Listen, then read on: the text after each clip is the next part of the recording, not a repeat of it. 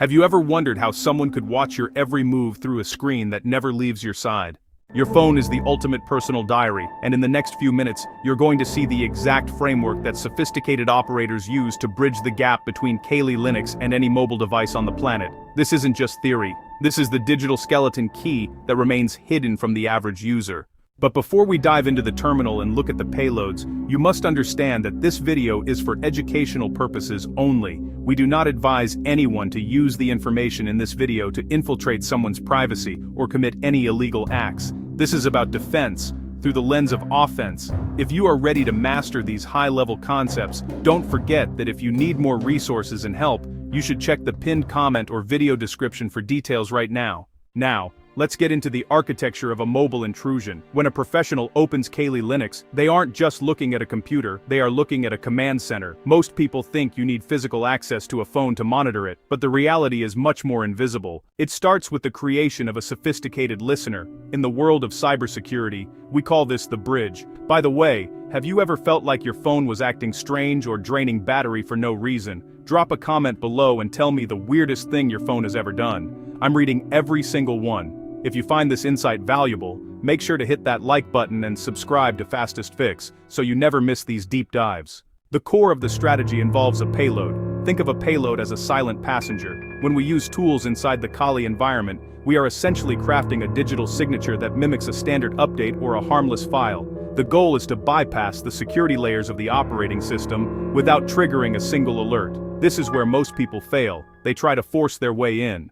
The pro knows that the best way in is to be invited. We use social engineering frameworks to ensure that the passenger is welcomed onto the device. Once that connection is established, the terminal begins to talk to the mobile hardware. It's a silent conversation happening in the background of the device's processes. Are you currently using an Android or an iPhone? Let me know in the comments, because the way these two systems handle background permissions is completely different, and it changes the entire approach. Don't forget to share this video with a friend who is obsessed with tech security.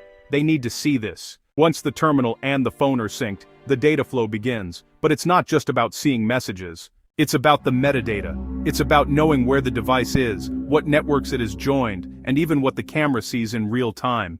The framework within Kali allows for the execution of remote commands that stay resident in the RAM, meaning they don't leave a footprint on the hard drive. This is why standard antivirus often misses the most dangerous threats. We are talking about kernel-level interaction.